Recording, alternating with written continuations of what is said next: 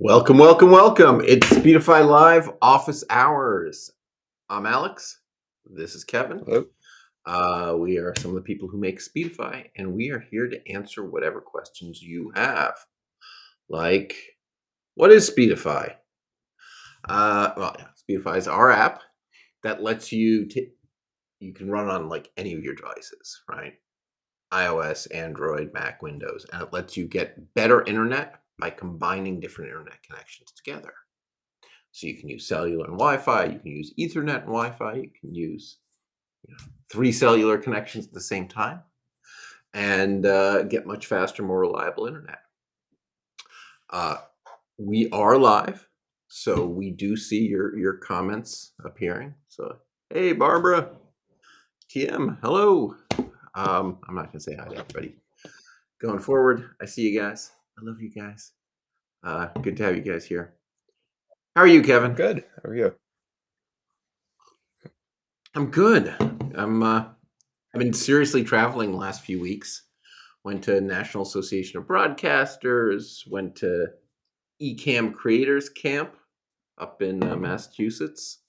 Went down to Texas for Vid Summit, but I think I'm done for a few weeks. I'm gonna be here in Philly, and that's okay. Ecamm Creators Summit, by the way, was awesome. They gave me a mug with my name on it. Such simple things, but it works. And we are, by the way, I'm using Ecamm software here, which lets me do really cool things like, make the parent share people appear. Woohoo! Uh, it's awesome. If you're on a Mac doing live streaming or video recording, I seriously recommend Ecamm. Uh, they only pay me in the sense of a mug. Actually, paying customer. All right, Marby, are you excited to be in good old PA for the month? Yeah, it's a good time to be here. Halloween. Halloween in Philly is pretty great.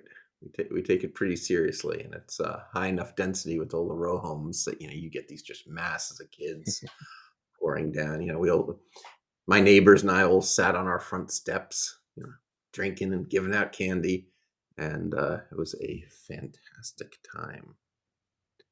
How was your Halloween? It was good. Yeah, I took my girls around. We went over to one of their friends and walked around a bunch of townhouses and apartment complex and stuff, and so a bunch of stuff Go for the high together. density. Yeah, yeah, it was good. They had fun. Didn't end up being as cold as I thought it was going to be, which is nice. It was a little warmer. Yeah, that is good. Meanwhile, in the town I grew up in, somebody pulled a gun on a Oh, 6-year-old jeez. for walking up to his front door. We're gonna move on. We're not gonna talk more about that. But that was the front page of CNN this morning, and I don't think that was customized for me. Just biggest idiot in the country. Ah, yeah, and the Home Depot with their 12-foot skeletons. Uh, yeah, when somebody mentioned one, I was like, I need one. I go there. Of course, they're completely sold out.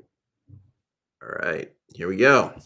First real question: is there any way to bond more than 3 connections at one time? For example, Verizon data hotspot, AT&T hotspot, T-Mobile data hotspot.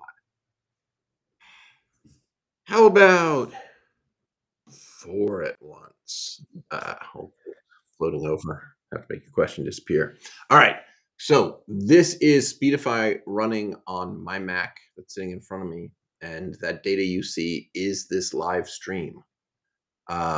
So I am Etherneted to a Comcast cable modem.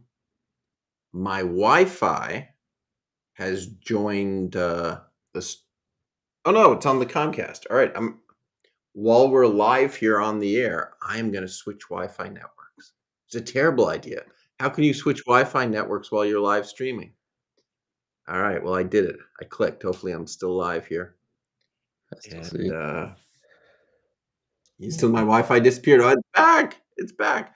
So now I am Wi-Fi'd to the Starlink. I was Wi-Fi'd to the Comcast. I had 2 connections to the same internet connection, which will help if someone kicks out an Ethernet cable.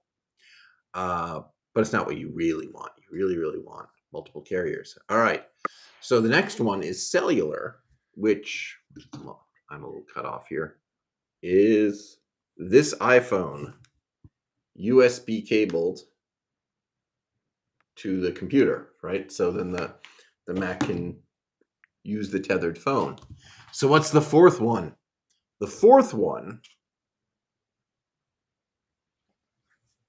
is this Google Pixel. This Google Pixel is actually, and for a second I thought, oh my gosh, I messed up. I broke up. It's actually on that Wi-Fi that the Mac was on at the beginning with the Comcast internet. But it's connected to the Comcast modem, so it's able to share wirelessly with our new parent share feature. It's cellular modem and it's to the Mac.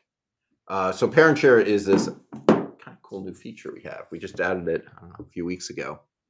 That lets you, use phones running Speedify, and they can share their cellular connections with any other computer that's on the same local network. Which usually means the same Wi-Fi, but if you get fancy like I did, where I've got like one network that has both Wi-Fi and Ethernet, the Mac's actually connecting to it over Ethernet. So totally, turbocharges your personal hotspot, right? You've always been able to take a phone and make it a hotspot, and you can have a couple devices join, and they would then be using that phone's cellular as their internet. But if their phone, they stop using their own cellular, and this phone can't use their cellular, and they can't use each other's cellular, Parent Share fixes all of that. So now voila, they can all share around. And you have complete control, right? You can decide who you want to share with. You can put limits on how much. We make sure that, in fact, anyone sharing your cellular this way can only use up to 10 megabits. 10 megabits is, let's see, enough to do this live stream, right? I'm doing 6.5 megabits here. So 10 megabits is plenty to keep us streaming, to keep your video calls going, keep you browsing the web, but hopefully you don't suck up someone's entire month data. Um, all right. Yeah. So to jump back, just to finish up his question there. So yeah, you can physically connect a whole bunch of different connections, but yeah, you have to consider, as Alex was talking about, having different internet providers or different internet connections. If you start connecting twice or multiple times the same internet connection, or you start having, carriers that are going to conflict with each other, it can be sometimes not beneficial having more connections rather than just a few different connections. So you have to consider what connections you have. But yeah, it is physically possible to pull in connections from a whole bunch of different places. You just have to consider what's actually useful for you in your scenario, and how many is enough connections. All right.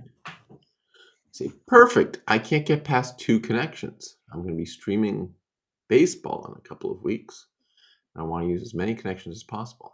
Is there a special setting for this? Yes. I'll show it real quick. Boop. So it's pair and share. So you click in the menu, click on the menu, and pair and share. So here it is. So display name. This is the name that will show up on the other devices for the name of this. Sharing, only phones right now can share. This is where you turn on and off if you're willing to let others use your cellular. Receiving, this is whether or not you're interested in using someone else's. So you really just want both of these on if they're options.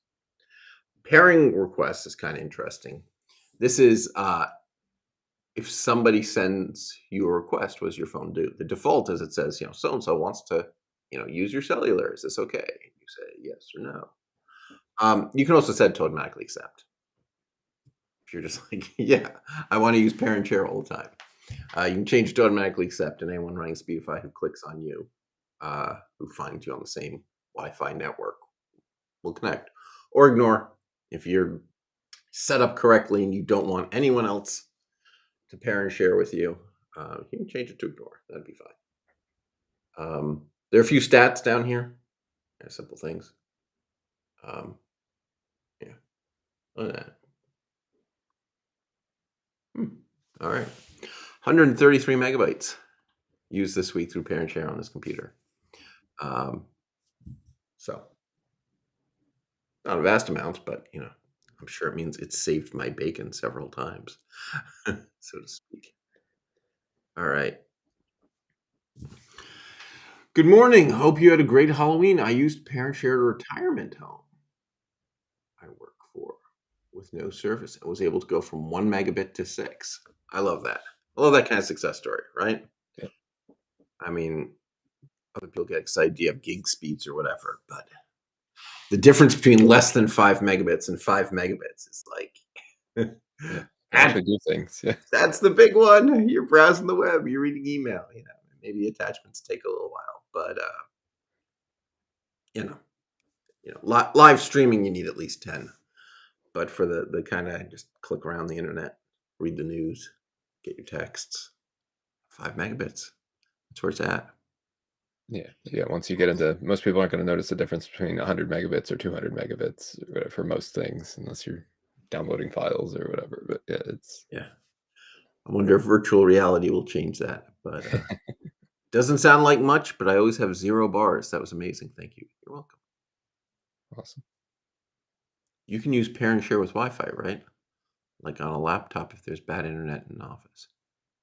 Yeah, so if you join your laptop, you join the office Wi-Fi with your laptop, and you join the office Wi-Fi with your phone. Now your phone and your laptop can pair and share. Um, and now your laptop can use your phone cellular. And so if the internet goes out to that office, you're totally fine. Your laptop will just jump over and start using your phone's internet. It'll be awesome. If somehow the whole Wi-Fi network gets kicked out, someone unplugs the router from the wall, now you have a problem, right? Um, all right. We're working on potential solutions to that for some devices. Yes, we sure are. Exciting check-ins in the last couple of hours. Thanks for explaining how PowerShare works. You're welcome. All right. I'm for my rack, and I subscribe to Speedify, but it works fine. Okay. I hope you're not missing a knot or something in there because that sounds all right. All right. Sweet.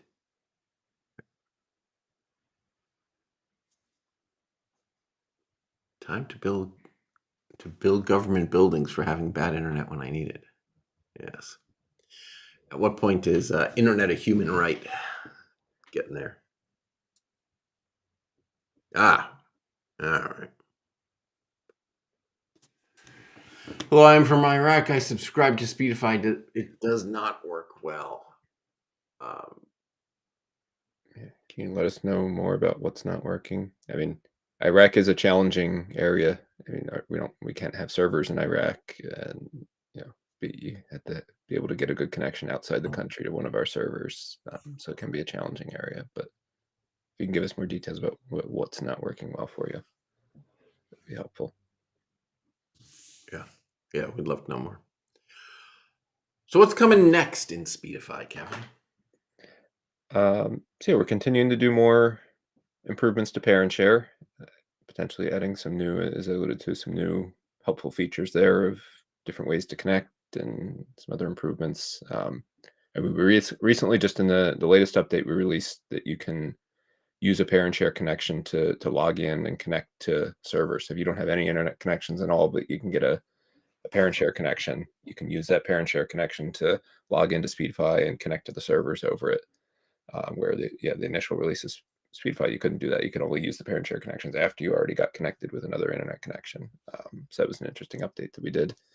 Mhm. Um, and then we're working on other performance improvements, and we're always tweaking performance and trying to improve things there. And trying to remember what else, other little fixes here and there. Yeah. I think there are going to be some real performance increases. I mean, Speedify is the fastest VPN, but not giving anything away. I think you guys have discovered it could be a lot faster. Yeah.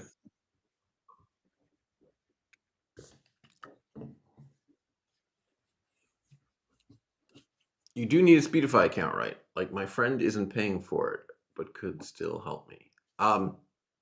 Yeah, we may play with this, but right now, even the free users can use pair and share. Um, Sharing uh, doesn't use any. We give free users 2 gigs a month that they can use Speedify, and actually sharing data does not use up any of the 2 gigs, so you have to be connected to the VPN at the time. But the guy who's using Speedify and borrowing the cellular, that person's their use of the shared connection counts against their 2 gigs. That makes sense. So yeah, you can have some phones that have the free version of Speedify. You connect them, you leave them on the table, and they can pair and share and let others use their cellular. That helps. Um, all right.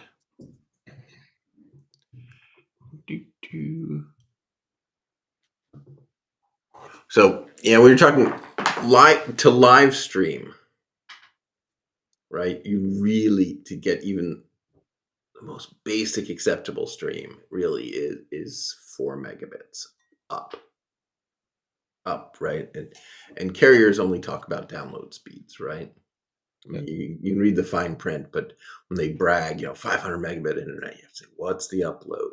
And you almost always get a much smaller number. So it's the upload you care about for live streaming. Now, these video calls, you care about both, right? Yeah, so what I'm actually doing, right, is I've got on my Mac a stream of Kevin coming in and a stream of me going out. Actually, a stream of the two of us combined going out. Mm. How much we missed an application edgewise. Ah, yeah, sorry, man. For those who missed, Edgewise Connect was it was Speedify with a much simpler user interface. We had this theory that the reason more people didn't use Speedify was that it had too many controls. So we reduced it to an on-off switch where all the other settings we controlled what we thought were the best settings. And a few people loved it. Most people were missing the setting they wanted. Um, so we've discontinued it. Absolutely everything Edgewise could do, Speedify can do. In fact, if you take Speedify and you never enter the settings menu, you're basically running Edgewise. So,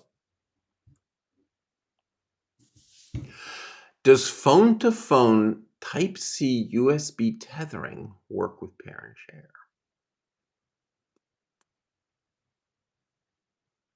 Not sure what it's ask. I mean, if you can tether a phone to another phone, you can use that as an internet connection, but it wouldn't technically be using pair and So, like share. the new Android phones, if you have the new phone and the new software, right?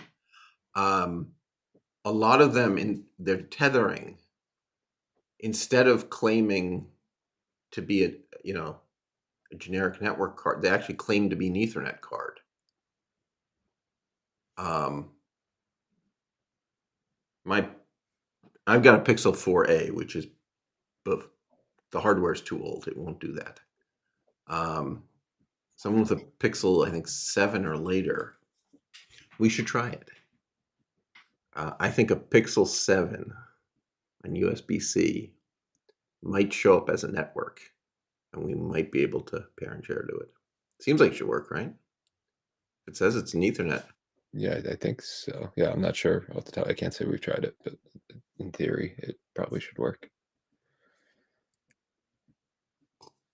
Yeah, because there are weird demos where people take a new Android phone and USB-C to an Ethernet to and then to an Ethernet switch, right? And like build a whole, so it's actually a router. So I don't know. It's worth trying. Um,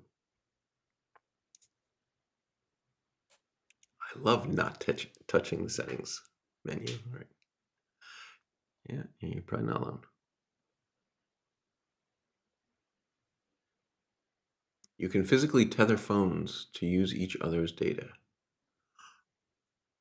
Possibly. Yeah, I don't know if it's each other's or if it's one way. I'm not sure exactly how that works. Yeah, I wouldn't be surprised if it turns out that this is like random. One is the router and one is the client. Whichever one starts up first gets to be the router or something. I haven't tried it, so. Um, but hey, connect them all to a router, run pair and share, should work. A little tricky. All right. Um,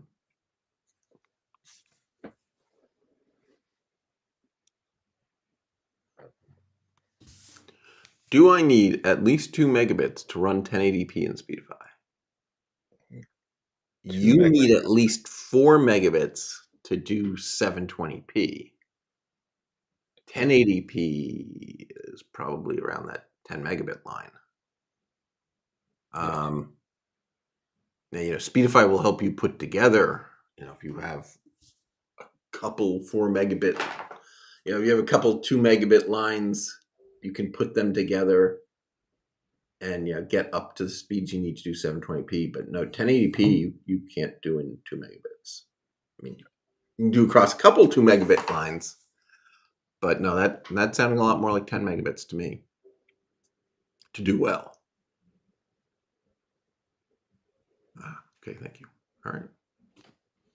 Yeah, we do what we can, but there are physical limits. All right. Anything else you want to talk about, Kevin? I don't think so. increasingly, I've been thinking, I'm afraid to move it, about the Stream Deck. I mean, are you guys familiar with this thing? This is an amazing little machine, right? So it's a little keypad where every button is a display, and it's entirely programmable. So I've got buttons set up to, switch my camera and superimpose little dudes and, switch to screen sharing and to start recording this to disk and all that stuff. Um, shouldn't computers just have this built in? I mean, I know the Mac tried with that weird touch bar. Yeah. Shouldn't computers just have a row of keys that are little displays? Right? I mean, the virtual desktop stuff would make so much more sense if you had little buttons that were the different desktops.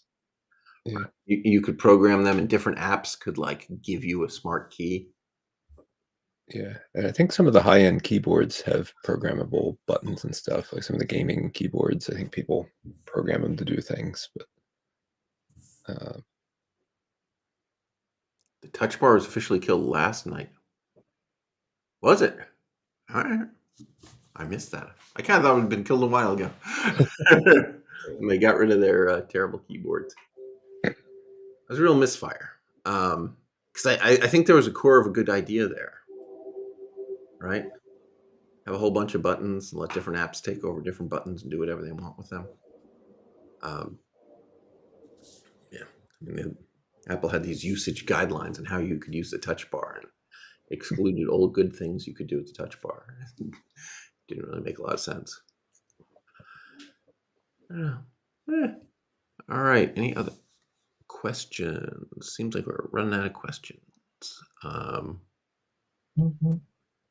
yeah, I keep thinking about other things to do with the Stream Deck. I wonder, I've got one here in the studio, but I don't have one on my desk. Should I? What all would I do with it? Call Kevin button right there on my keyboard.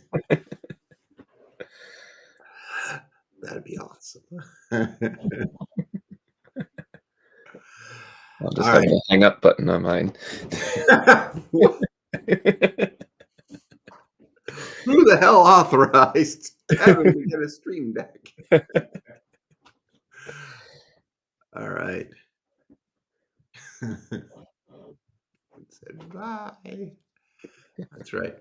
All right. This has been awesome. But 10:30 seems like we answered the questions today. So oh, Alex, your camera looks good. Thank you. Today I am using a face cam, an Elgato face cam, right? Same people make Stream Deck. These guys seem to be on a roll, churning out some pretty good stuff. And yeah, 5.3 megabits. Yeah, I think it's 720p. I'm afraid to touch the settings on the video. Yes. So this is a good point. At Ecamm Creators Camp, we met with the one and only Doc Rock, streamer extraordinaire, and he had he had lots of points, but the two things I took away and brought back here is one, you must white balance your camera every time. And there are two ways to do that. There's those 18% gray cards. The other way is that I'm under very controlled lighting. And these lights we have actually have a digital display on the back that says the color, 5200, I think, or something, 4900. So we dialed that into the software to fix color to level the camera. It's actually a level. He gave us little tiny levels. There's a level sitting on the camera, so I'm not tilted. Like, this is absolutely perfectly flat. So two little improvements, but they're very real. All right, and with that, I thank you. We'll be back next week. You can always email us, support@speedify.com, and we are happy to help. There's a huge knowledge base at support.speedify.com with gazillions of articles about using it on, Linux and PCs and Teams and dedicated servers and all the crazy things you might think of. It's all there in the knowledge base. So check it out. And if you don't have Speedify yet, speedify.com, click download. It's in the App Store, the Play Store. That download page will give you the right links to the right spot. Or we'll let you download it if you're, for example, on a PC. So that's it for today. Thank you, Kevin. Thank you. Thank you to everyone who asked questions. Thank you to everyone who didn't ask questions but watched. I appreciate all of you. Thanks, everybody. I'll see you all online.